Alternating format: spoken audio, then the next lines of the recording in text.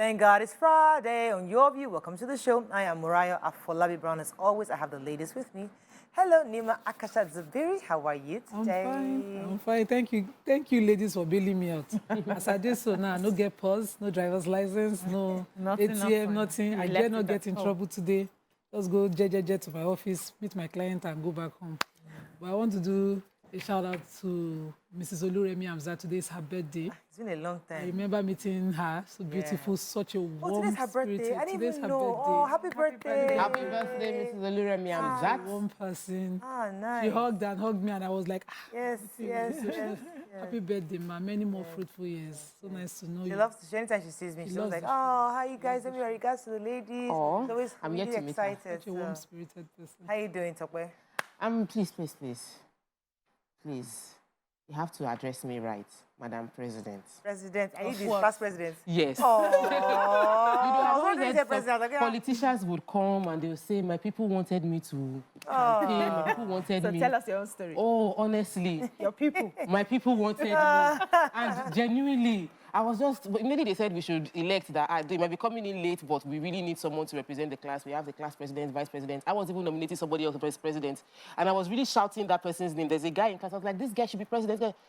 People started sending me that, no, you should be the president. You should be the president. I was like, I wasn't thinking about it. By yesterday morning, I had a self-appointed campaign manager who was going from group to group to go and tell everybody that TMO for president, TMO for president. I did not have to ask anybody to vote for me. When the results came out, your it was people like, called you. My people called me. I was like, oh, Thank you, this feels so good. So next time a politician comes down and says, my people called me, I will be looking at it. You now understand. Because really, sometimes it can pressure you. When people are coming around you. And they keep saying, Mura, you go so much. You go to the election next week Tuesday. The program head was like, I think that this campaign has taken over the class. Let us just quickly finish the election. But it was really fun to feel like. That's why it's absolute for me, power. it's humbling. It's humbling because people are saying that. You But don't you don't see money now. Your position don't get money. Somehow. Is it not to read? It's reading. The real president. But no, let's not take away the value. The real value is people really want it. Yes. But it's a responsibility also. And you wanted it too, because if the people wanted you did not want it, you will say no. I just feel like somebody else that might not be good enough might take the position that is not selfless and thinking for the people. You know. We're happy that you're the We're president. happy for you. President, Stop, man. class captain. Class How you president. doing? I'm doing great. I'm okay. Is this silk? It's Cotton. Silk. It's cotton. It's Yeah, cotton. it's cotton. It's It's cotton. nice. Love it. Love it. I Thank love you. it. How you doing? Thank you. I'm just taking it easy. I'm all right. I'm good. What's happening this weekend? You say, who's asking you already? Plenty. How is the weekend? What's going I on? have a lot of teachings Yeah, to do. We remind have us evolved to now. become more virtual. We're starting today, Friday, Saturday, Sunday. I'm constantly going to be teaching. So I'm trying to conserve my energy. My mentorship class has started Saturday, 8 p.m. I'm teaching again. You know, on Sunday I have something else I'm teaching. So it's a lot of teaching. Energy. So I'm just trying to, conserve. I'm all right. Okay, fantastic. What's your own plan for the weekend? You know what? Well, so today, finally, I have, my meeting was cancelled, so I'm going to be hanging out with all my old friends. Oh, with me. you have old friends? You're hanging out with me. I'm going to be hanging That's out cool. with them today, having lunch, just catch up. Let me come and photobomb you. You're not an old friend. I know the two of them, but I can. So I'll come on, I'll go just hanging out with them today. Okay. That's cool. That's cool. Nurturing Touch base, relationships. yes, touch base, you know. Amazing. Weekend, great. Sunday, you know, just Church as usual. see how that goes. Let's go on a break. When we come back, we go through the front pages of the paper. Stay with us. We'll be right back.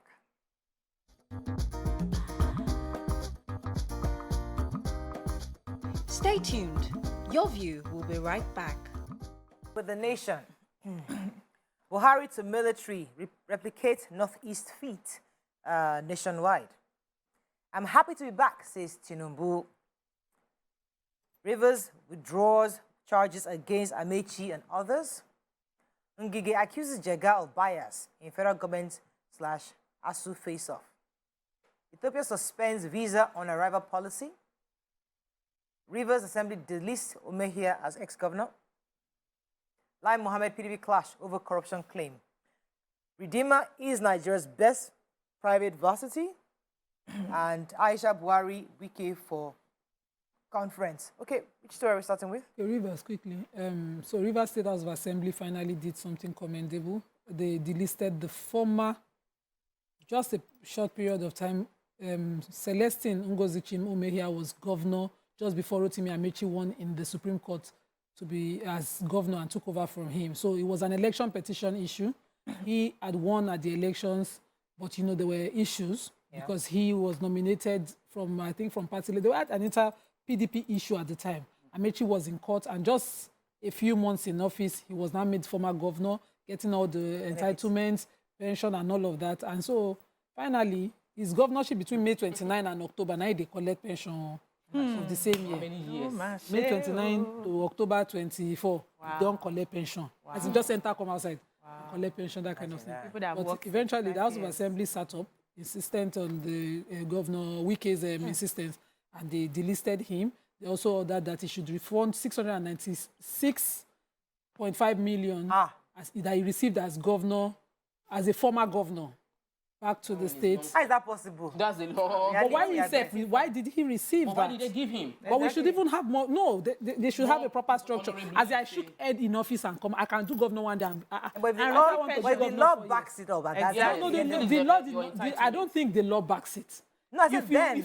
If you lose an elective office, you don't become former governor. Law was not very explicit on that. As long as you, so that's why he was collected with. So we have to move on. Tell our hot topic. Major headline. No, not major headline. The picture. Picture stories. Picture. Tinubu is back. Yes. The presidential candidate for the APC has announced, I am happy to be back. He was received by his vice presidential candidate running mate, Senator Kashim Shettima. He was also received by the Plateau State Governor, the Deputy Director General of the APC presidential campaign. He was received by Simon Lalong, Comrade Adams Oshemole, former Lagos Finance Commissioner Wale Edun. He said his trip was very good. He said he's rested and he said, I enjoyed my break. I'm happy to be back to my fatherland. He also mentioned that Nigerians should expect a very intelligent ability to think, rethink, and perform. He said Nigerians should expect the help they need is here. And that, I like this word, hope is back actively. We will serve our country with patriotism and dedication. And he also mentioned there's no room for negative thinking. Right. No Nigeria has failed, you know, and it will not fail. So, okay. So the federal government has alerted Nigerians to Ethiopian government suspension of visa on arrival policy. The suspension is to non-resident foreigners at all points of entry. And this statement was given by the Ministry of Foreign Affairs of Nigeria, that the Ethiopian government blamed security concerns. So normally when you're traveling to countries like that, you can go in, then get visa on arrival. But now you have to go to the embassy and get your visa stamped. And this started on the 29th of September 2022. However, they also said that that's the Ethiopian authorities trying to explain that the measure is aimed at a better border control of movement of persons into Ethiopia in view of the ongoing armed conflict in the northern part of the country. The measure is said to be temporary, pending improvement in the security situation in the country, and not a replacement of Ethiopia's open visa policy. Therefore, Nigerians should not think that it was targeted at them, to every other citizens of the world who are trying to get into Ethiopia. Hopefully, when things subside, it will be lifted. So the Minister of Labour and Employment, Honourable Minister Dr. Chris Ngige, has taken a swipe at Professor Jega. Professor Jega was at a TV station yesterday where he was being asked concerning ASU. You know, as an advisor to ASU and member of the board, he was asked about his involvement and what he has done. And he said specifically that the minister has turned this ASU matter into a personal quarrel. So the Honourable Minister, Dr. Ngige, now responded and said he was quite disappointed that he cautioned Jega that trade unionism must exist for good of the unions, their members, just as it must also be the vanguard of public good. It must protect the nation and the people, not just to shelter the members. Specifically, he said that it's supposed to be for the good of the nation. So he should have advised ASU on not turning this into what it has become. That he should have, from his experience, from his wealth of experience, he should have been able to appropriately advise ASU to be able to come to the table and find a middle ground to resolve this and not continue to leave it as it is, as the quality is right now. So, quick story. Rivers State has withdrawn their criminal charges against the former president and former minister for transportation. This story, apparently, they had been accused, the former governor, of selling government assets and diverting the proceeds from running into billions, had been diverted into private accounts. But when the case had gone to court, somebody was contesting the legality. The Attorney General for the state, the Attorney General for the state and Commissioner for Justice had said that, okay, we're not going to prosecute this case further. Now the lawyer for APC and Amechi and Cole contended that the case be struck out completely, which was done. So now the case is Moving on to Punch. gone. Aggrieved governors report article to BOT lists peace conditions. Ogun tanker chased by miscreants explodes. 3 killed, 12 vehicles burnt. Ogun monarch allegedly blinds trader for dancing with Queen. Excitement as Tinubu returns from UK, prepares for campaigns. CBN disburses over 2 trillion naira to 426 industries. Kogi claims Obajano plant. Obajano plant ownership, Dangote MAN kick. 82-year-old French writer wins Nobel Prize in Literature. And FG reviews rail security. Buhari meets freed hostages. Okay. Human interest story, quickly. So there's this tanker. This happened at the toll gate at the end of Lagos-Abeokuta Expressway, Ogun, who was, driving with about 35,000 liters of premium spirit. He was trying to avoid miscreants who usually collect money from them at the toll area. He saw them and he fired up on high speed. And as he was trying to, go through the slope, the tanker upturned and everything spilled. So, but fire did not start out immediately. There was another bus driver who was driving behind, who mistakenly parked very close to where the premium spirit was, flowing on the street and into the gutter. And then the exhaust started, taking fire, and the spark just took out about 10 other vehicles around that area. The tanker, the bus driver died immediately. The tanker driver died immediately. It was a tanker boy who was able to escape. They said there were 2 other tricycle riders who were sleeping in their tricycle. This happened in the middle of the night, I think about 1 a.m. Sleeping in their tricycle. They caught fire. Most of them died. 1 was taken to the hospital. At the end of the day, about 10 vehicles were just burnt and people could hardly be recognized. Really sad. Another story? So I have the monarch that blinded a trader. So this caterer, Wasiu Oduwole, makes food at events, was invited to a hotel in Ikene, Shagam local government, and at that event, the traditional ruler himself, Nureni Oduwaye, I don't have his kingdom from the story, but then he attended that event in company of his queen, who he claimed that the trader or the caterer was dancing with. And according to the trader whose account is in the entire story, he says he didn't dance with the queen.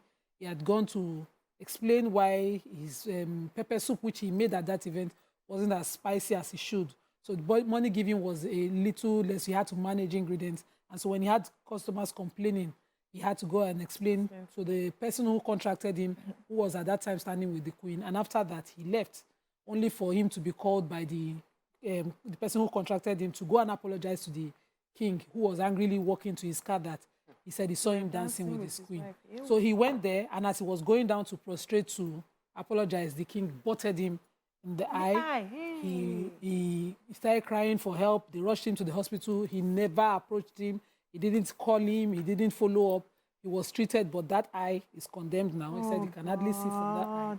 And the way the king has so comported himself, King of Bali, I don't know, because the kingdom wasn't mentioned here, was totally insensitive. He never, followed through. And so they're asking for justice. They reported the matter to the police. The police confirmed that they've investigated the matter.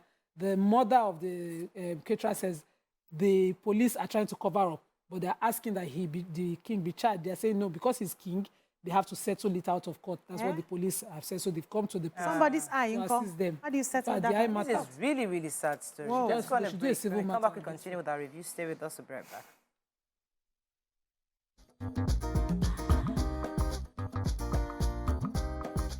Stay tuned. Your View will be right back.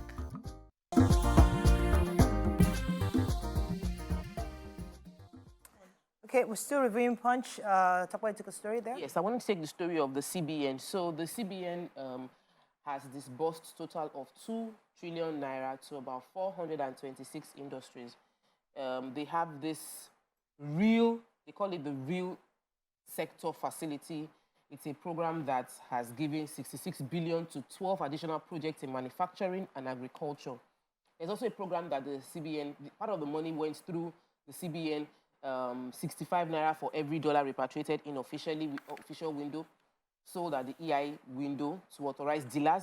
They also had a 35 naira for every $1 brought in for export-based transaction.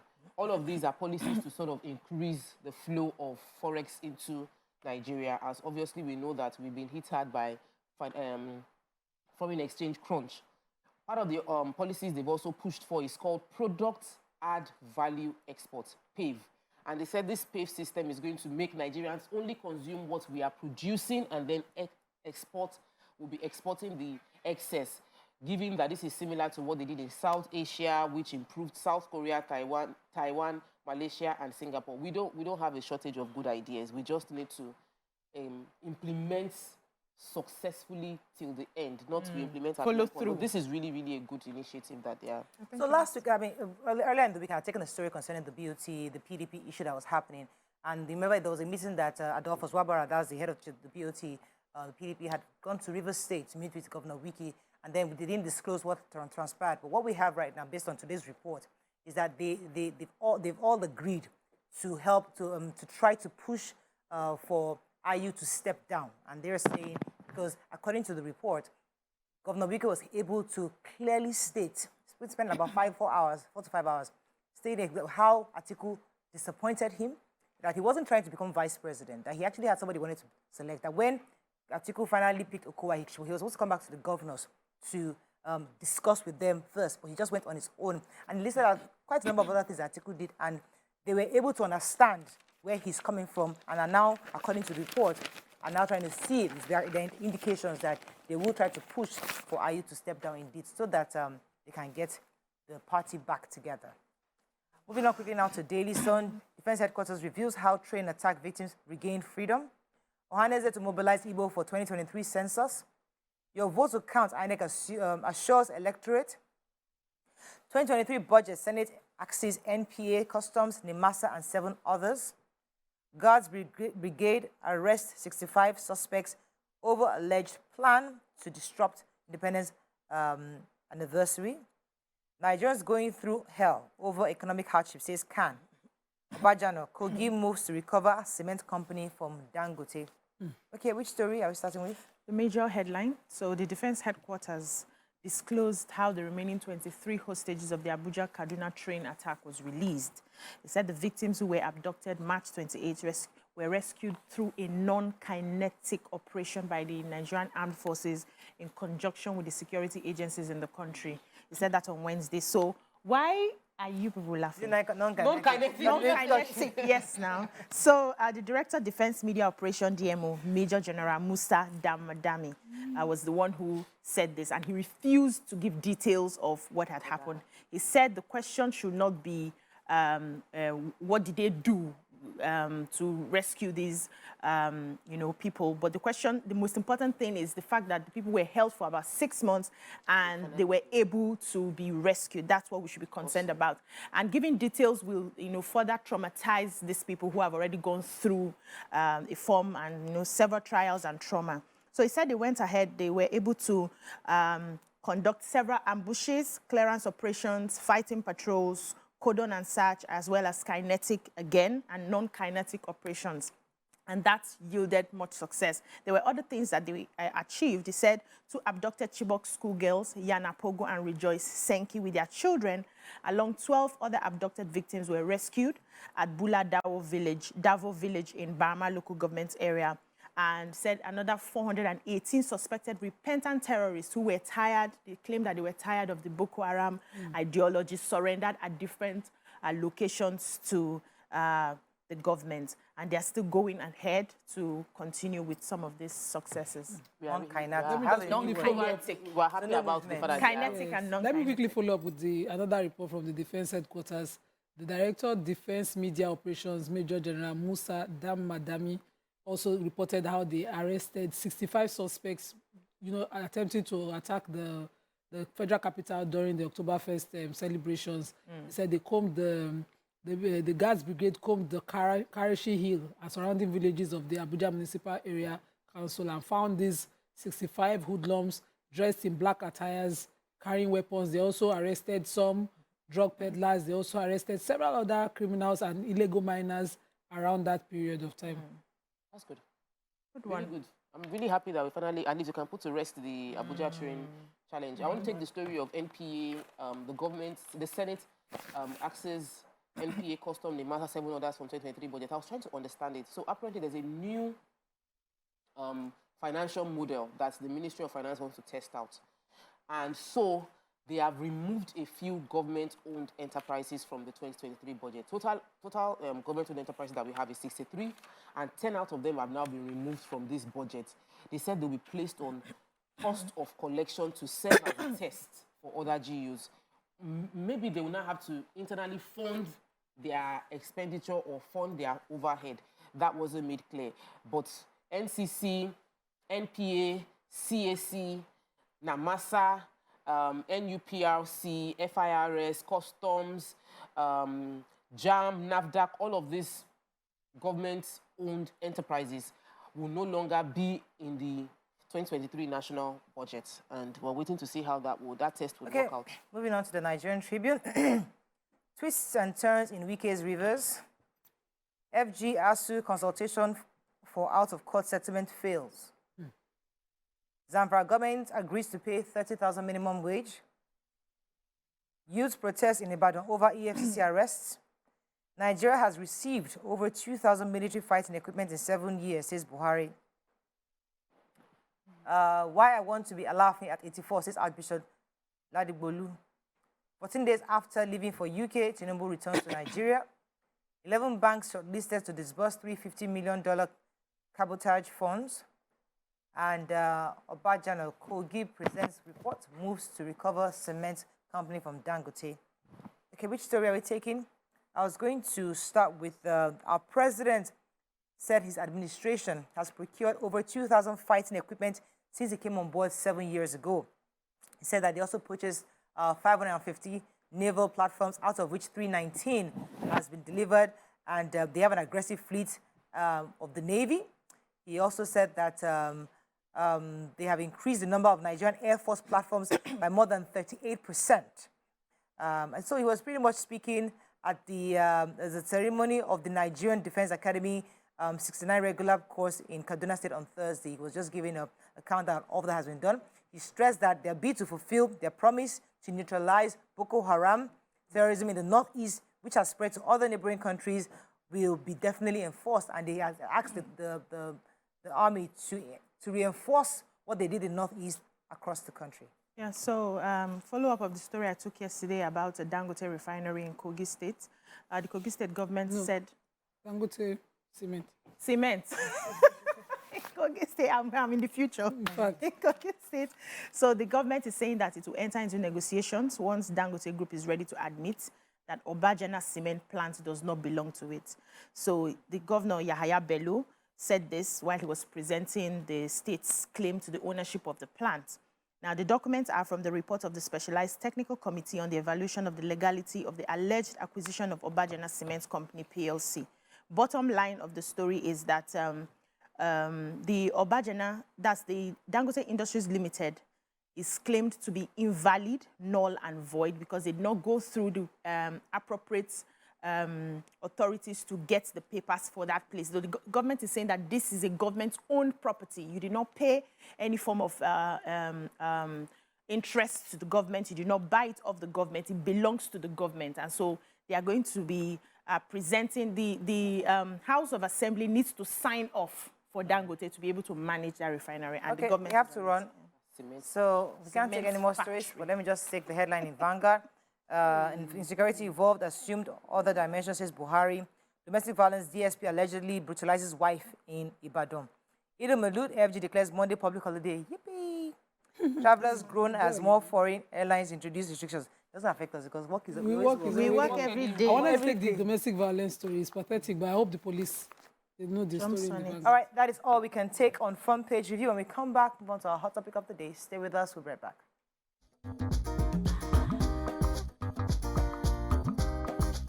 Stay tuned. Your View will be right back.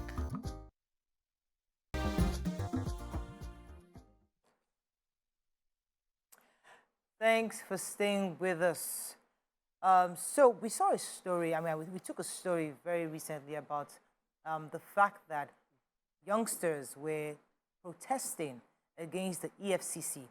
They were demanding the scrapping of EFCC. According to them, their grouse is that EFCC should focus on arresting politicians or the people who have stolen, looted Nigeria, not they who are engaged in internet fraud known as Yahoo Yahoo.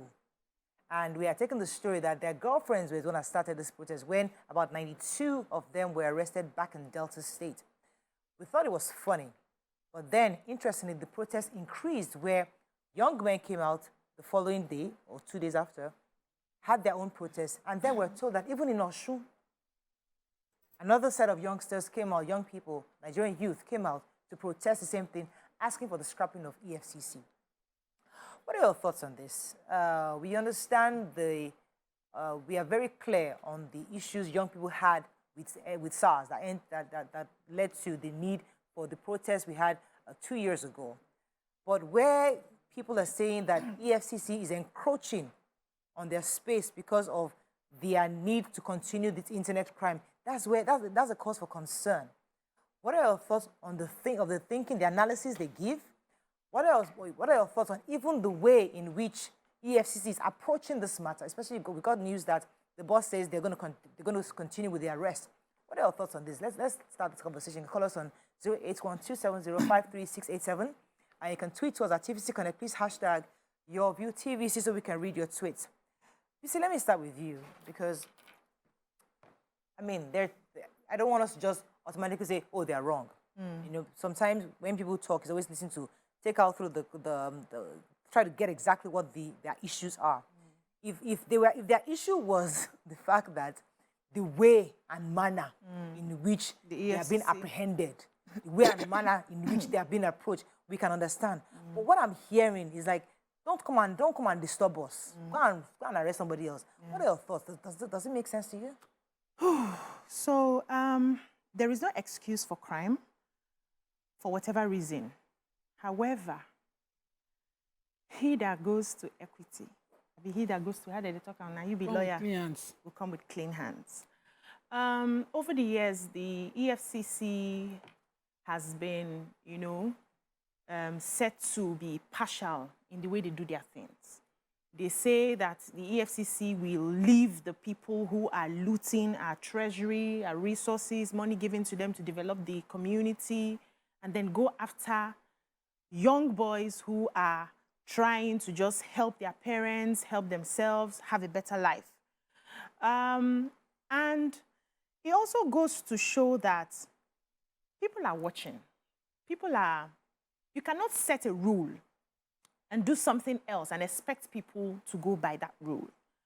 If you need to set a rule, you must be ready to follow the rule so that you lead by example. Now, if you had been leading by example, nobody will have the guts to say, after all, you are not arresting politicians that are stealing money, because you know that crime is crime. And anybody, irrespective of who you are, where you are, if you are caught, you'll be arrested. We hear cases of pardon, people who have stolen money being pardoned. And these young men are watching, and they're looking, and they're saying to themselves, why is it me that they will come for? Am I taking government's money? Am I defrauding government? No. I'm looking for Igbo people to defraud. It doesn't concern government. They should follow the people who are taking the resources meant to be used for us. If these resources were deployed to be used for us, we will not have any reason to go stealing. That's the mindset that I see in this. That does not excuse the crime that is being committed. I had to just put it out there. I stand strongly against that crime. That's one. Secondly, the manner, too, that the EFCC used to arrest these people. When it's the big men, they will invite them to the office. They will have conversations. They will go back and forth, before finally they now convict, which at the end of the year, after many years, one president will now come and give one pardon, something like that. But with these young men, we've seen cases where people have been clamoring. They were in hotels, and innocent citizens in hotels, and EFCC just barges in. Yeah. Barges into the hotel. People are naked, and because they heard there's one Yahoo, or there are some Yahoo people in this place. The manner, so the approach for the two parties are a bit different. And government needs to begin to pay attention to what the people are saying. I get that, because, I mean, we all here sit down here, we watch Hollywood movies, and we see them barging into criminal cells, trying to break down doors, enter hotels, because they have that probable cause. There's a reason. There's a reason they have an intel, and they say, they are constitutionally allowed to break into anywhere they feel that there's a crime. But I hear you. What are your thoughts in this protest? Let me get your initial thoughts before we go deeper. What are your initial thoughts in this protest? Or Nima, go ahead, Nima. Oh, okay. Well, I agree with BC completely. I think that the EFCC's methods have been compromised, sort of. So because they're selective in the kind of investigations that they carry out now. I have a petition 2 years old with the EFCC, and they keep saying tomorrow they will arrest. So I know that, they are compromised and they're selective in their methods. But this youth, these people who are saying, just get off our backs, are admitting that they're criminal inclined, that they are doing crime. They're saying, but our own crime is hunger crime. We are doing it because we don't know better. But, the people that are stealing from us, that's who the people you should go after. I think the EFCC should continue to raid spots like that, or find better methods that are, more acceptable. I don't want to control how it is done. I think whatever is conforms to the fundamental human rights is okay. But then they should make sure that this kind of crime that puts the entire national image of the country to question should be stopped. We are not criminals. Our wives and family members don't support crime. This nonsense that they are doing, parading and protesting everywhere, should be stopped. This is totally different from the methods of SARS. There were grievous and strong abuses. SARS were picking up on innocent people. But if the EFCC was raiding a person, and the person can establish, or they can establish their innocence in any court, why should the raid stop? Why should we close a department that was created to meet an issue that was on ground? At the time, 419 was the name everybody knew. And Nigerians were seen as fraudsters everywhere in the world. We created it as a solution to stem that. And then now, because everybody is popularizing such activity, we should close that department. No, I don't agree. When the purpose of a thing is not known, abuse is inevitable. So it's important for us to know the purpose of EFCC. And because they have a very, very, a twin agency, I also checked for ICPC. So the ICPC targets corruption in public sector, especially bribery, gratification, graft, and abuse or misuse of office. The EFCC investigates people in all sectors who appear to be living above their means and is empowered to investigate and prosecute money laundering and other financial crime. So if we are talking about corrupt politicians or corrupt leaders or misuse or abuse of funds, who we should be holding accountable for that more than any other agency is the ICPC. That is the core of their own assignment. The EFCC covers all financial crimes. And while I was checking, I noticed that 80% of EFCC convictions actually are cybercrime related. You need to take the low-hanging fruit. You need to motivate yourself with something. I see the EFCC also, it helps with our international relations. We don't understand, the young people don't understand the impact of the small crime they think they are committing inside those rooms on the way everybody sees Nigeria. The entire world looks at Nigeria like the den of where, anything that, once you send a mail that my company is in Nigeria, every investor looks at you and wonders if you are going to scam them, if you are legitimate. And that's not because of anything I did. It's because a group of young people have become such amazing experts at cooking up stories, creating fictitious company, and defrauding people. We need foreign direct investments. But how would these foreign direct investors know who is real? Because they get emails from all sorts of people. The cyber crime is not a crime against the Western or foreigners by an individual Nigerian. your crime is against every Nigerian. Let me say something. And when we begin to see it that way, you will know that your protest is invalid. And other Nigerians should start protesting. Legitimate entrepreneurs should start protesting against EFCs, against cyber criminals for what they are doing and its impact on their business. I like the fact that you went back to define, to tell us exactly what EFC was created for. Because a lot of these youngsters we see, you wake up in the morning, we see you wearing Gucci shoes, you're driving cars, and you're thinking, where did this money come from? Even when you steal this money, you don't even go and invest the money. You buy a big chain. You buy big chains. So EFC's job is to see that and say, I need to investigate where all this. How can you afford hotels back to back? And which job are you doing? Exactly. So those are legitimate questions for the EFC to ask, which is understandable. But before I respond to this, they are calling me out on YouTube already. I did not say crime was good. I responded to Morayo's question of trying to understand the mindset of these people. That is what I responded to. We had something like this. Was it day before yesterday or yesterday? And I still maintain my stand.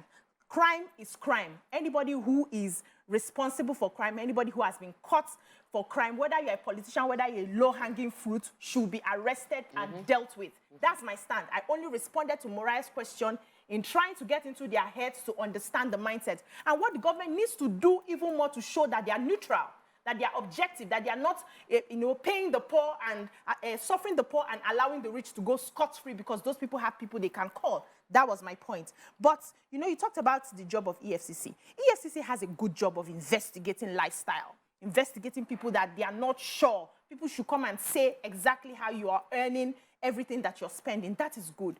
But their modalities, they need to ensure that they still respect human rights. Is it not until you are convicted of crime that you are called guilty? Yes. So the manner in which they, carry out their operation is you have been convicted already before they even try you. We see people being profiled on the streets for wearing a long chain, having dreadlocks and all that, and you have been convicted already by the way you look.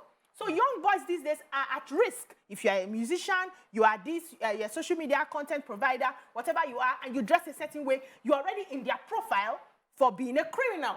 So they need to observe how it's being done in respect to human rights. That's what we're saying. Okay, let me go and do it all round. So the same measures you are using, the same power you are using to handle the Yahoo boys, you should use the same for high-profile individuals in the society. Okay, let's go on a break. When we come back, we continue this conversation. Stay with us. We'll be right back.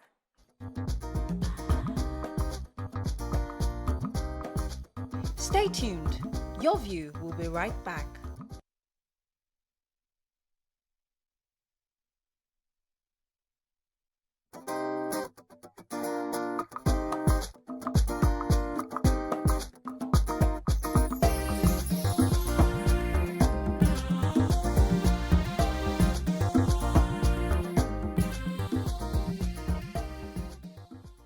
Thanks for staying with us. Let me take Benjamin's call. Good morning, Benjamin. Are you there? Good morning. You're live. Go ahead, please. I want to make this contribution. You see, crime is crime. No matter who commits the crime, the person ought to face the full wrath of the law. That's what but in a situation whereby political office holders commit crime in this country, they are convicted. A few weeks or a few months in jail, they are granted state pardon by virtue of their connections with persons in government. Then, what message are you sending across? Yeah. People will continue to commit crime. But once the body language of the state is off, then persons will desist from it. That's my submission. Thank you, Mr. Benjamin. It goes back to the fact that sometimes our government forgets that they must earn the respect of the people. Bam. When you earn it by ensuring that what you do for one person is exactly what you do for the next person. People know that this law, regardless of who it is, it will still come to me. So that's the point you're trying to make. Let me take this comment from EFCC, because there was a public statement where they said the EFCC wishes to assure the public of its unanswering commitment to its mandate and vision. And vision to Nigeria, to free Nigeria of economic and financial crimes. It also needs to reiterate that all operational activities, which I think is important, all operational activities of the Commission are always in tandem with global best practice. Issues of arrest, detention, arraignment, and prosecution of suspects are done in line with the standard operating procedure of the Commission. So they're saying that their approach in all these situations is in line with standard, universally best practices. So they're saying that their way is accepted, and they shouldn't be condemned for that way. So I'm going back to what you're saying, that why would they be raiding these various cells that they find? Also, let's not forget that when they go, they usually raise the defense that they come with a petition, a search warrant, or an arrest warrant if they actually do have one. So it makes that sense that you should be careful about where you are at a time. Most times they are raiding hotels, they are raiding, places of, of suspicion. And because this method is now popular, I think it is wise for every Nigerian to be careful where they are. I once attended my anniversary dinner at a suggested place in Festac, and I told my husband, the moment I entered that place, I cannot be found in this kind of place. You saw the patronage. I just did not think it was right. Let me take this call from Ayo from the UK, and I'll come to you, Tokwe. Good morning, Ayo. Are you there? Good morning, Mariah. You're live. Good morning, Go ahead, everybody. please. How are you guys doing? Yeah. Very well. I think my reflection is on two sides. Number one, I disagree with this protest. It needs to be stopped. We need to fight crime. Yeah. There's a program that happens here in England. It's called Crime Stoppers on BBC. They run it every week. And at least twice a month, they trace, is an awareness on internet fraud. They trace a lot of internet fraud in the United Kingdom back to Ghana and Nigeria. I mean, it's an embarrassment. It needs to stop. However, I support you, Mariah, in the fact that let's not just, dish the whole thing. Let's reflect. Personally, I won't raise anything against the FCC. I will raise a lot against our judiciary, because they've taken a lot of cases to court. But Mariah, let's talk about the Asuki Gate. Where is it at the moment? Where is it? What's the update? What's going on? So I think let's reflect more on our judiciary. And I think the young man who leads EFCC right now is trying to get their Marua as well, but I think let's reflect more on our judiciary. Thank you very so much, guys. God bless you. There was this, I was researching something about, there's a structure called organizational injustice. And when you have an organization and there is a feeling of people feel like whatever I do will not count, people will do whatever they feel like doing, because I'm not going to get justice if I speak up. If I do legitimate things, it does not reward me. So I see illegitimacy getting rewarded. Impunity will thrive. As a country, we have permitted injustice at several levels. Every caller calling in, the contributions coming here, the comments on social media, the reason we can point fingers is because there is somewhere to point the finger. There are places where injustice is blatant in our faces. A government says they are fighting corruption and the government lets go of a convicted criminal. That is obvious country-wise injustice that will make every citizen of the country look at the leader and like, I don't trust you. You are not fair. Yeah. You are not, there's no equity in the way you are behaving. You're not a person of your word. And it puts a huge burden on other smaller organizations in the country. So EFCC, with the clean hands that they have, with the effective leadership, will fall under such insult or protest, because there is a country at large that has committed a sense of injustice that has made people feel like, I don't trust any system under you. Nigerians need to start trusting the system, and it can only happen when leadership takes ownership of, I will not let anybody feel they can be cheated and get away scot-free. Talking about trust, for example, so let me take this call first. Sunday's been holding. Good morning, Sunday. Are you there? Yeah, good morning. You're live. Go ahead, please. Okay. My contribution, what I want to say is, you see, the problem we have is leadership problem.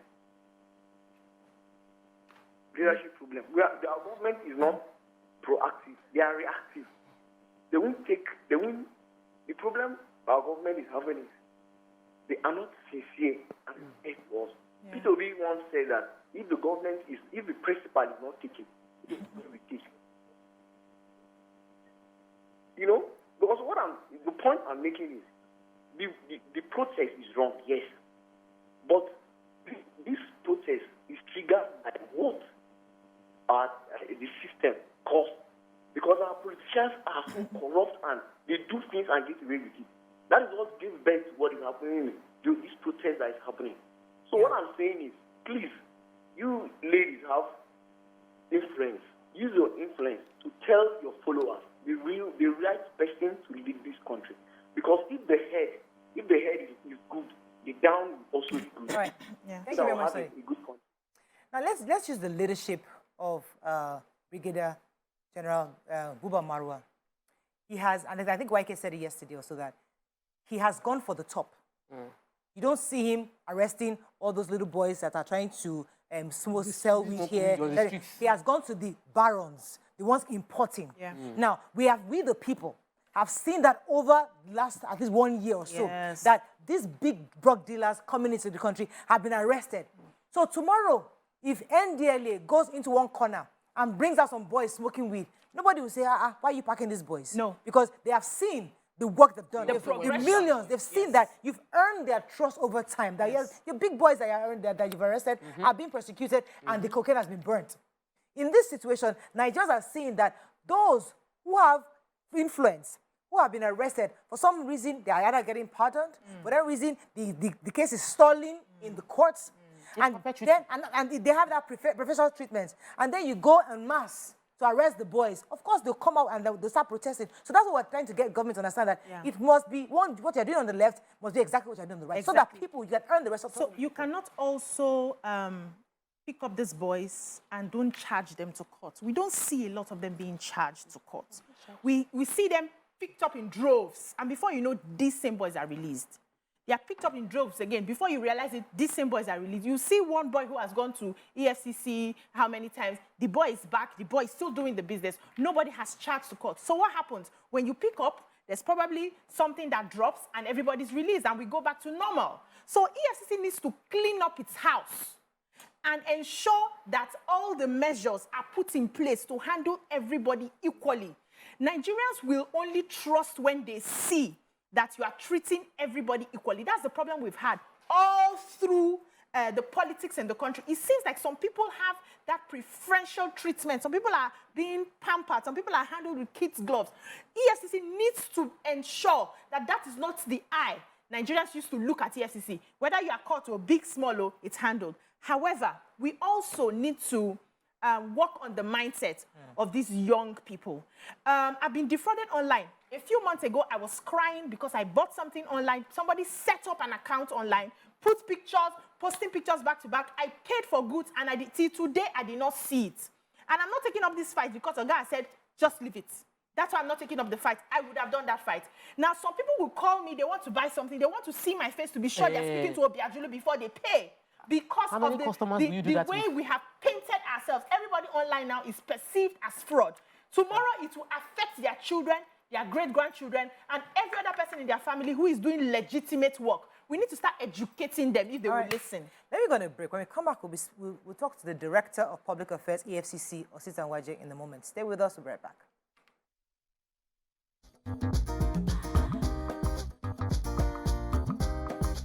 Stay tuned.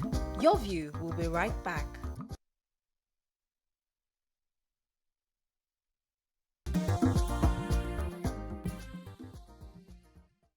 Thanks for staying with us. Joining the conversation is the Director of Public Affairs, EFCC. That's Mr. Osita Nwaje. Good morning, sir. Are you there?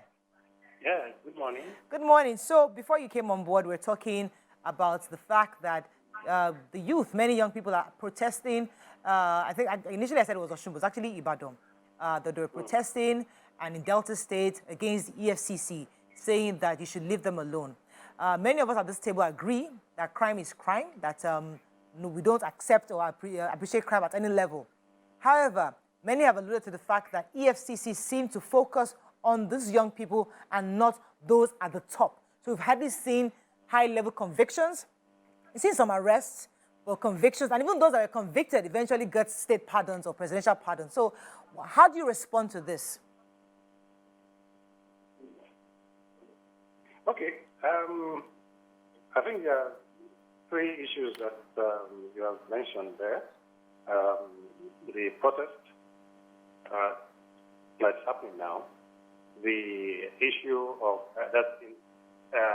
this protest in relation to the work that EFCC is doing, and that work in relation, now at the micro level, looked at the so-called focus of the EFCC on this class of alleged criminals, and then the other one, the political outcome by way of state partners. So those are three issues that you have mentioned. So I will just address them one after the other. The very wrong-headed protests that are happening now, a reaction to some of the enforcement activities of the EFCC in these two places that you mentioned. Those are isolated incidents. This kind of protest against the legitimate work of the EFCC. So if you must know, as at last Friday we have over 2,600 convictions, 2,600 this year alone. A great number of that is sourced from this category of crime that you're looking at today. So there is a huge propensity of some very misdirected youths to channel talent and all that into criminality, which we are addressing. Now, that is just one leg of the enforcement activities of the EFCC. The other one that you mentioned, the so-called high-profile alleged criminals, we are also dealing with all of that. But these are crimes that run on parallel lines. For instance, we still have matters of 2007 from, when the first set of governors left office that are still running in our courts today. Recently, we managed to secure the conviction of the former governor of Abia State, which went all the way to the Supreme Court. The man is a 7th senator now. That matter is from 2007. Now, if you are familiar with the legal system that we have, you would appreciate how we're able to deal with the matter of advanced fraud 019, as we know it, more quickly than matters of the so-called high-profile, high-profile crimes. So that is outside of the jurisdiction of the EFCC. It's a question of the legislation that we have, the question of the judicial system that we operate. Okay? So we are focused on all of this. Every shade of criminality that falls within the ambit of the EFCC, we deal with. So there is no selection. It's not if there's a preference to go after a certain category of criminals as against the other one. And then the third aspect of your question, granting of pardon, that is outside of the work of the EFCC. We do our work, take to court, present our facts, our evidence before the court, and the court takes a decision. Okay? And as far as that has gone, we have been mostly successful. But we have this system that makes it possible for somebody to go to court. The person that the defendant goes to court and looks at the judge and says, I don't like the case of the judge, and raise preliminary objection at that point. And the substantive issue is left, to lie fallow for some time, while that objection is addressed. And that objection can be addressed up to Supreme Court. In fact, we have matters, this so-called high-profile matters, that went up to Supreme Court 2 times.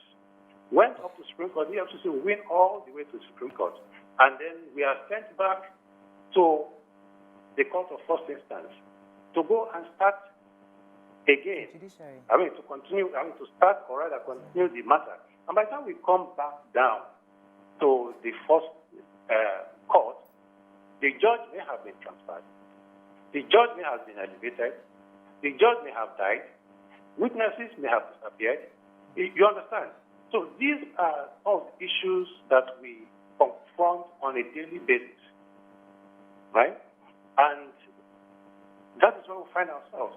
And we are trying to handle all of these matters from our own perspective, from our own end. It is not everything, the whole chain of the justice system that we have total control of. Let me go on a break. I think you said some really important things that we can discuss. Stay with us, we'll be right back.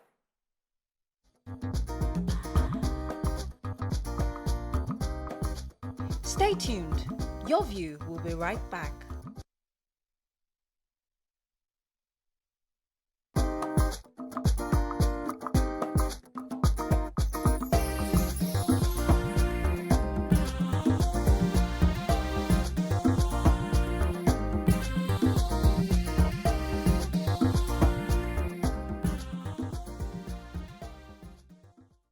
Thanks for staying with us. So before we go back to our guest, he said something which was really crucial, that they do a lot of work. It gets to the courts, and the courts, the judge, obviously the issue we are having right now is judiciary. Because then they have to, something happens, and they have to now start over the investigations again. And it goes back to what I was saying when when this whole thing of the NDLEA stuff went viral. And I said, listen, these are Nigerians working. Those boys that went to arrest these barons, these are regular Nigerians who are decided to work. The average Nigerian, usually, they don't really work. These ones are doing their job. They make arrests. They burn, and you not criticize them. That who are they? EFCC too will go and do. Somebody's actually working.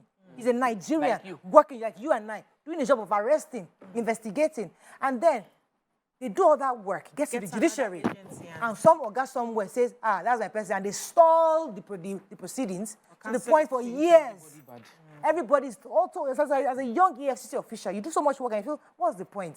I mean, could get there, it will not happen. The problem is not just the judiciary. The problem is the system of, politics. So our constitution enables the AG to say, not prosecute, so stop prosecuting a case. And the AG, the order from above. No, it is constitutionally provided, and that power is something that he should be checked upon, but it's given exclusively to the AG. So in the case of this ipob case that we have, if the Attorney General of the Federation decides that for political reason he wants peace, he just has to say stop prosecution. He has the power of not prosecute, and that ends it. It's constitutionally provided. Now, constitutional giver. So if he says he ends it, it ends it. But the question now becomes moral judgment on us to be asking him, why? Is it because he's your friend? Is it because of this? Does he have 2 heads and all of those things? The Constitution does not, just as the Constitution does not clearly define what was gross misconduct on the part of any elected officer. That's why it did not give limits to how the powers of the AG would be exercised. And the power of pardon. The Constitution did not tell us who to pardon. It's very express that the president can pardon whomever. Yes, there's a committee that will recommend who to pardon. All the president does is sign it.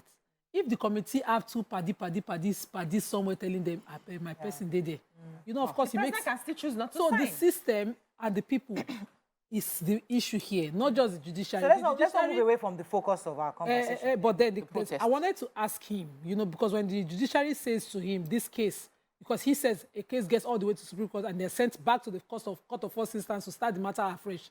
And by that time, witnesses and everything had disappeared. What about doing a clear investigation, having a clear substantive case, airtight case before you go to the judiciary, so that you don't have appeals that are taking Is you it not out the of lawyers that will find a loophole? Everywhere. And because you live Technically, no, it's lawyers now. There's always, it's not lawyer. You don't want SAN if against another SAN. They'll find something. Now then leave loophole. Not be the what we open mouth let Lizard enter. Now then leave loophole. That was They how also was have always the right from charge funds to have a watertight case. That's another issue. Funds for a funds to to have investigate. So, Then suddenly, The first thing I learned as a law suddenly student snake was will how to swallow scatter documents. a charge sheet. You know, I would prepare you a charge sheet that when it gets to court, the case will be struck out.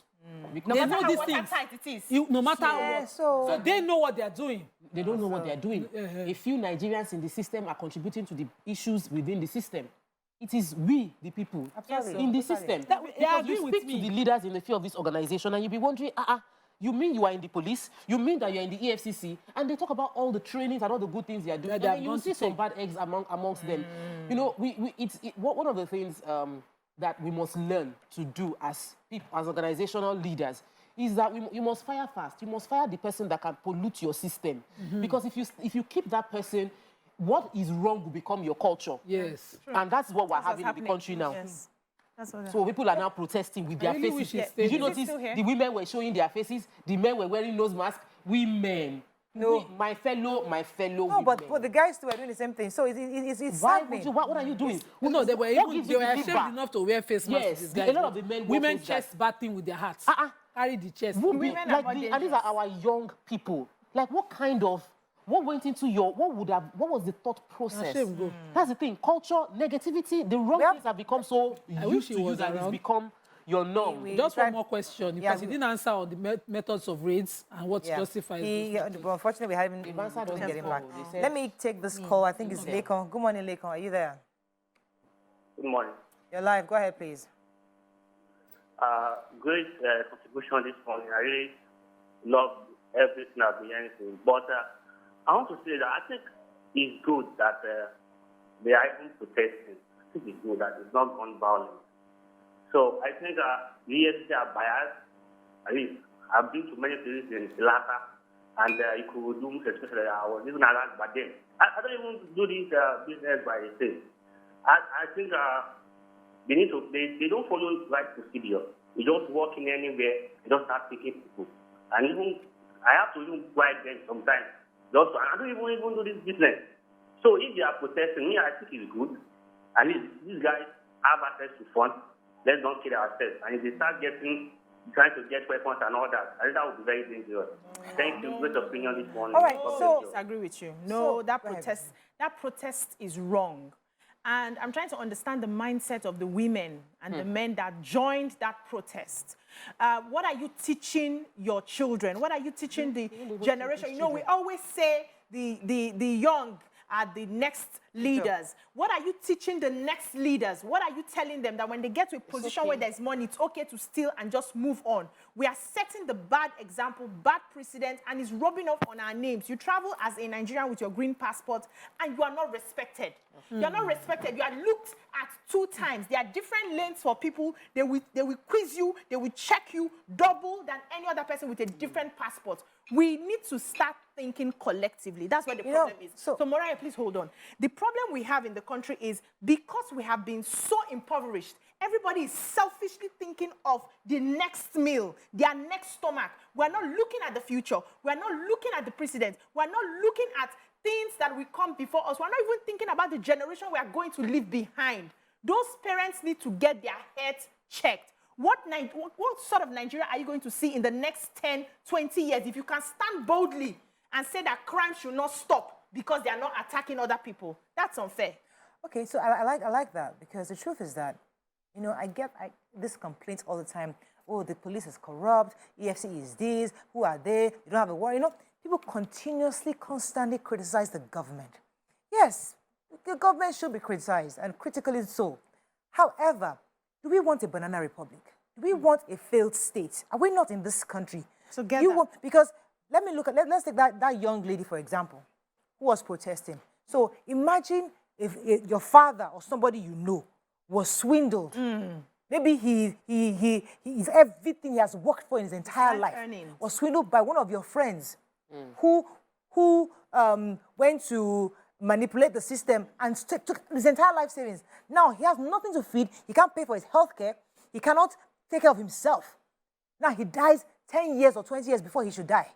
So there are repercussions for every action. We don't think of that. We only think of this moment. My boyfriend is the Yahoo person. He's going to collect money. That's all they're thinking about. What I will spend. So, like 2 years ago, I applied for UK visa and I stumbled on the rejection letter.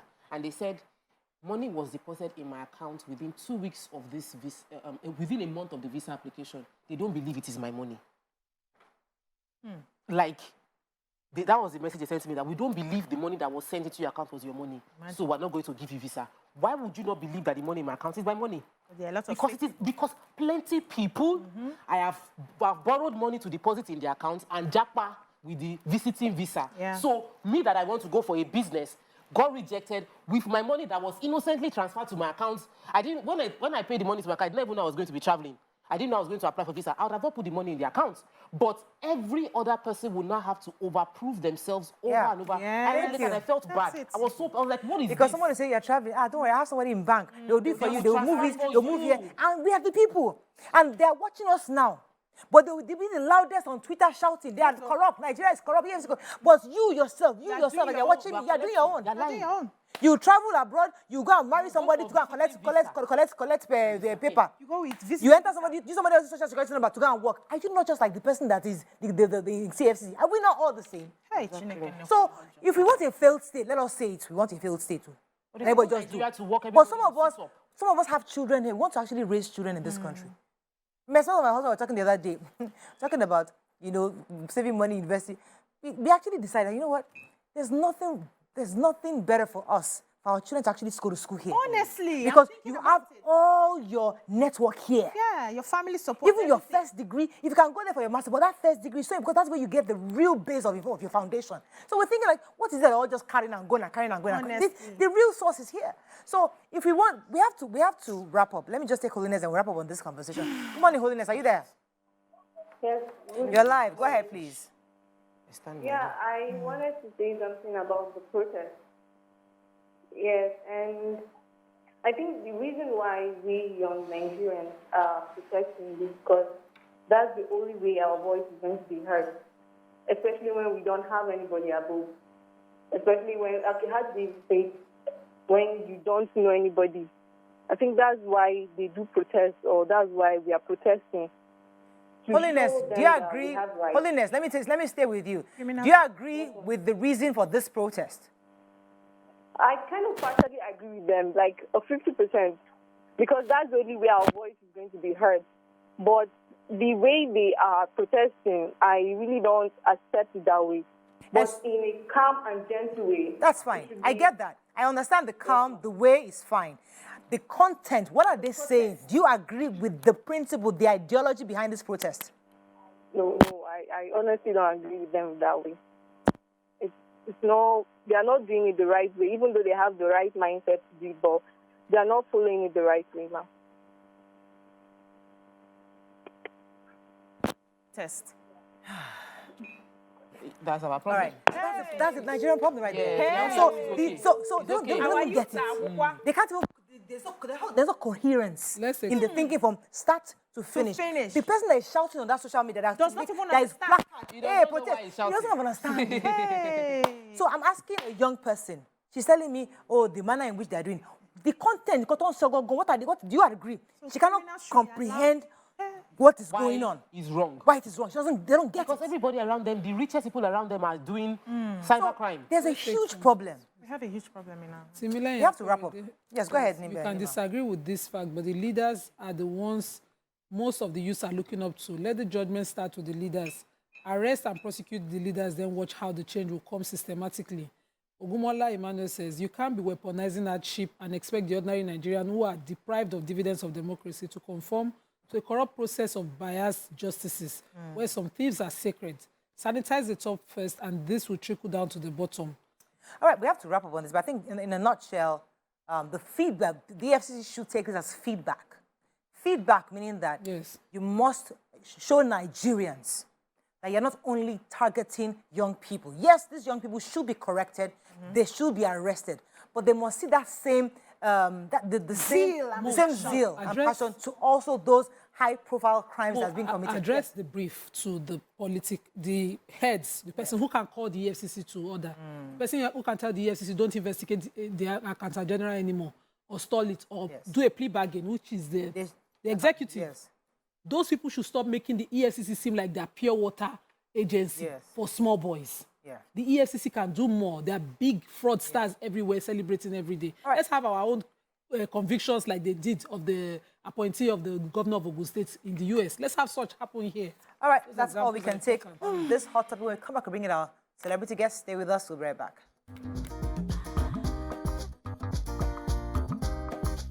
Stay tuned.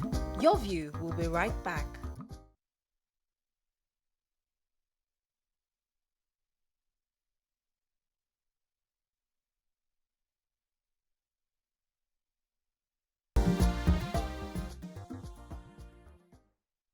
Thanks for staying with us. He's the founder of Genesis Celestial Church of Christ, one of the largest and fastest celestial churches in the world. Welcome with us, Prophet Israel Ogundipe, a.k.a. Genesis. Welcome to the show, sir. Good morning, and thank you for having me Yes, here. good to have you again on the show. Thank you, thank you. So, aside from checking up on you, seeing how you're doing, one of the things we wanted to discuss with you is the issue of entitlement. You know, we always talk about it in this show where young people always feel entitled that they do this for me. You're my father, or you're my sibling. You are rich and poor. You help me. You're supposed to help me. You're my father in the Lord. You're my sister in the Lord. You're my mother in the Lord. You're supposed to, you know. There's always that feeling that you owe me. And that was some of the feedback we got when you released your last video. Okay. A sense of, why does this? Yes, he must have some important points. Why does it come across that he's feeling that somebody owes him? Why should you feel that way? What are your thoughts, Sidi? Is that what came up? Was that the reason? Or was there more to the story? Yeah, entitlement is different from rights. It's just like you have your child now. You've done a whole lot for that child, and you now ask your child to help me pick that cup. Or you've really served someone, you've been with someone, you've been totally connected to the person with the whole of your heart. And by adventure, I mean, all of a sudden, you now met her or her hand in what you're not supposed to experience. Okay, I know what you're talking about. Since I came out of my wilderness, I was not complaining. No one was looking for me. No one was talking about me. But one thing we have in Africa and among Yoruba people, we like being pretentious. We love pretending as if we like people, and we backstab them. Wow. So when you see the impact of the backstabbing and you are able to see what was actually coming for you, you have to react, because you won't have to be quiet for everything, and you don't have to talk about everything. So I don't want us to focus so much on your video because it's not about that. But I just wanted I wanted to because it trended. I saw it. I understand Yoruba very well. I was wondering, you know, why now? Number one, because you have already fought this battle. You're out of it. You needn't be joining issues. You know, at a time when it was unexpected, you decided to just talk about it. Why at that time? Yeah, because... What was the purpose? What did you think to achieve with it? Right now, the question you're even asking me about, I don't know who you're talking about. Because who were you referring to? I never mentioned anyone. I was trying to teach people how to be loyal and how not to betray people or think of, I must pull this person down stylishly. But to all of us, I didn't mention anyone. And when you get to the court of law, one of the maxims of equity says, even when equity must do equity. There are some things we shouldn't say. Of course, some of you are Yoruba now, and we should remember our Yoruba culture. Do you know that when you over-respect people, they subject you, they subdue you? Of course, if they're not paying you anything here or you're not getting anything here, you have the right to take your leave. But don't live here and you now start hearing people saying when you were here, while you were here, you stole television, you stole radio, you stole this, just to validate being good to people. You have the right to react and talk about that.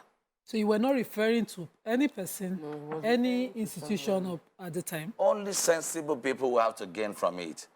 But some people who are not too sensible will pick word to want to nail you. Okay, interesting. Let's talk about something else. So, yeah, still on this matter, you know, when things happen and you realize that people are not who they seem to be, or people are not, they project something else, but at the end of the day, when you're down, that's when you really know those that stand for you. What advice would you give to people that are, you know, growing up to become influential on how they can navigate around either friendships, colleagues, and all that, to protect themselves so that things like this will not happen at the end of the day? Yeah, number one, you have to be yourself. Number two, you have to be purpose-driven. Number three, you have to be value-driven. Number four, you need to know what you stand for, and you need to know where you're going. The problem we have in this country, when they see you with rich people or you mingle with them, they believe they've given you the whole of the money in the whole world. And if you're not careful to speak out, you'll see people that will come out and attack you. And you know the way they kidnap people now. And people will just formulate, you give me a cup. Don't tell the world you gave me a jug. But if you are yourself, you're going to be able to stand on your faith and hold on to God, who is the author and finisher of your faith, but will not tell you what will happen in the middle. I've never in my life expect too much from people, but never you stab me. I'm not going to accept it, because you cannot replace the blood. So, you know, there's something that I've heard over and over again, that culture influences our religion, you know. A lot of times we feel like we can isolate religion and be spiritual and ignore our upbringing and the culture of where we've come from. But obviously, you're a very cultural person, and it influences how you practice your spiritual journey in teaching others. If you find yourself in a place where you need to advise someone who's served diligently, you know, really, really served, and the person was disappointed with the response you got from the person they are served, what would you say would be the right line of action the person can use to release peace? You know, we always talk about forgive. The Bible says we should forgive. What would be the right line of action you would say the person should follow if the person served diligently and the person's reward was to be disappointed and not to be rewarded? Yeah, no one is serving anyone. Whatever you do to people, you're serving yourself. Because leadership has got to do with service. And you shouldn't expect anything from me. That's number one thing. If I'm good to you, I'm good to you not because of what I'm trying to want to get from you. And if you're bad, instead of me to attack you, I walk away. So if I'm now if I now walk away and I now still realize you're trying to want to block my way, then you see the other side that will make you understand that I have known the way. Jesus is the way, the truth, and the life. And I will let you know you can't stop my destiny. I've walked away. But sir, the way you're saying this thing, you're saying like, I will show you Jesus is the way, but we will not put Jesus like this. I will now show you. You want to deal with me. Okay, you all are Muslim, you have Muslim, we have Christian. Can anyone stand in your presence and you see someone slapping your biological mother? But Jesus said we should turn the left. Yeah, in English, he said turn the other side. He didn't say we should turn the left. Read your Bible. Okay, so that... On the other no, it's on the other side in another Bible. So like... But this is the question I'm asking. Please open the Bible. If you're coming from outside and you are able to meet with some people beating your mother, tearing her apart, and you're just coming from church. You've left me more confused than I ever was. Today's the last interview when you were here, I really. But today you've left me more confused because so many issues. You're not exactly saying anything, but you're not exactly agreeing to anything on today's interview. So if there's anything I would like you to do, use this opportunity to put clarity. Okay. For the confusion you put on social media. Yes, because a lot of people are wondering. I asked earlier, what was the purpose of that video? I watched that video. But it was a clip. He wasn't as if we went to the Somebody was like a preaching. Yes, he was preaching. So he was preaching, and then somebody. It was a fool. So he was preaching. The intention was not to come out like that. He was preaching, and I now use that as an example. That's why I say so because that extraction. a lot of people would have left watching that. Of course. And the only reason I watched is because I heard him once on. If prior to your being on this show, I've never seen any of your videos. I saw that video and I watched it because I enjoyed that interview. Yeah. So if for any reason, if anybody left the way I was stunned after seeing that video and I'm wondering, and I'm having the opportunity to talk to you now. Let me add, the reason why we were stunned is because whoever posted it posted somebody's picture. I saw the full length. No, I'm just saying, somebody posted it so that we are now looking at it because he's telling us that he didn't mention anybody's name. But the person that posted it, he didn't mention any person category. The person that there were references to people, to someone hurting him that deeply. I watched the video. Okay, let me come from the angle of hurting me that deeply. It's just like, okay, I took someone to be my mother. I took someone to be someone I love so much. And when you were down, you needed that person to be there I was in need of God. I didn't. If I was in need of her, I would have been calling, pestering. But I wasn't bothered about it. I needed God. Actually, I needed God. Yeah. And I had walked away. I gave the gap. And after that, I started hearing some stories, some negative stories, which proves on my phone. You know what it is? If you now hear some voices and some words, are you like... Did you approach her and say, ma, come bye in the movie? Who are you still talking about? We don't want to say his name. We are going... Okay, let's move on. Okay, let's move on. You can only... Read the Bible. Yes, so Matthew 5:38 to 40. I'll start from 39. But I tell you, do not resist an evil person. If anyone slaps you on the right cheek, turn to them the other cheek also. Okay. Let's talk on that. Let me go to how you've been, because I know that I heard that you didn't want conference. When you go and do research in church, attend the service, I'm going to ask you a question. But I heard that you're doing some kind of conference. I'm thinking, what is the objective? It says standout conference 5G, and like 5 or 6 men are invited. I'm thinking, what are you trying to achieve with this kind of conference? Are you trying to educate our men? Are you trying to educate? What exactly is the objective? Yeah, the leadership, the conference is about leadership. It's about mentorship. Okay. Like, I know how to be a great mentor. She's a coach, a life coach. And I'm trying to want to bring people like her, people of like minds, like Dr. Steve Akitayo, who's into real estate, Dr. Nia Desonya. At least come and teach people. I mean, I tell people, Christianity is not a religion, it's a way of life. What we're going there to do is beyond church. It's about you developing yourself, you discovering yourself. If you don't have a mentor, you cannot be mentioned. One of the problems we have now is we don't have people mentoring us. Yeah. So that's what the conference is all about. It's about... Why is all men? I only saw men on the pictures. There's no woman that is like a mentor. Of course, we'll get that because, one, we're talking about real estate. Okay. One, we're talking about how to start from zero, how to start from nothing. Another one is coming from the angle of leadership. If you cannot lead yourself, you cannot lead anyone. Interesting. So that's what the conference is all about. Then we have Dr. Mike Abdul in the house, you know, and we have BJ Sachs. More of worship, words, mentorship, leadership, and fellowship. Interesting. So tell us about, tell us about how young people, because I know your church has a lot of young people. I mean, when you watch the videos of your church, I'm like, they're dancing, there's energy. Do you think that young people are being transformed, especially with the methodology lots of our pastors are engaging? Yes, you have conferences, you have this. Do you think it's been impactful? Do you really think this is getting through? Because before you came in, we're talking about young people who are protesting that EFCC is arresting their friends who are into Yahoo Yahoo. And we're thinking, all these interventions, we're doing conferences, we're doing training, we're doing youth empowerment. Is it getting through? Is it working? Well, it depends on where it's been applied. But as for us, Genesis Global, it's really working.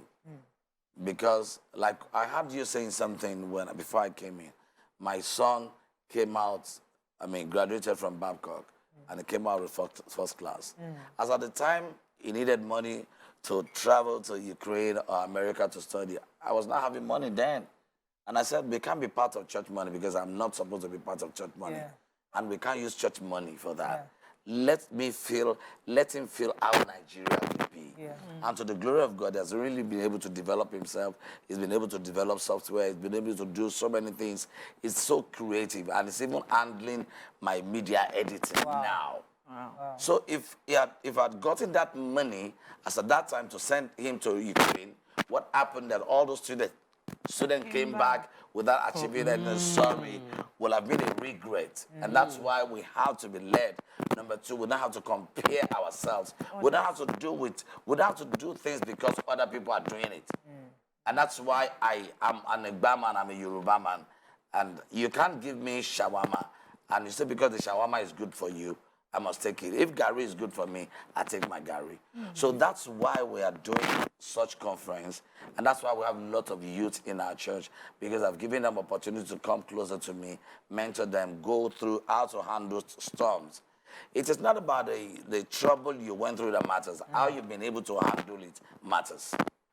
We've been talking a lot about a Yoruba man, you know, and we saw we're trying really hard to ensure that these elections are not about ethnicity, it's not about race, it's not about religion, it's about competence, who has potential or who has the experience to do it. So when we hear pastors say, I'm a Yoruba man, I would like you to use this opportunity to talk about the elections that are coming, because many people thought that you were very open and vocal about who you're going to vote for based on ethnicity, not so much on competence, on ability. And I'd like you to use the opportunity. Yeah, because that video was actually edited. Okay, to the glory of God, I'm a Christian. And I was born into Islam. I love Muslims. I love them a whole lot. There was a time, there was one Islamic lecture like that, organized by one of my brothers who happens to be a Muslim. I went there, and some people started castigating me, but I wasn't bothered about it. That video was edited. Something led to that discussion. On a Saturday, there were a lot of youth in the church started arguing. It was almost turning to fight. This is who you're supposed to vote for. And all, like 50%, 40% were saying they should vote for so person. Even my son's friends said they will vote for the person they're talking about, who happens to be Igbo guy. And I called all of them. I said, okay, now, we're not talking about tribe here. We're talking about your own choice. You can't force your choice on me. Don't force your choice on anyone. Don't turn the church to a campaign ground. Okay, my son is saying this is who he loves to vote for. Okay, I'm saying this is who I'm going to vote for. It doesn't require you compelling people that this is who you have to vote for. We've seen so many leaders before now, who had promised so many things, who had promised, even during the time of Say Baba, this was how the virus was everywhere. Say Baba, he said he would do this. But why did it happen? Who kills no one? Major problem we expect too much from the nation, and you cannot offer your nation anything. It is not about what Nigeria is going to give to you. It's about what you're going to give to Nigeria. Why can't you go into farming?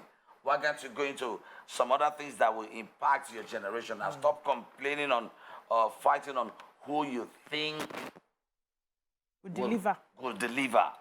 All right. Interesting.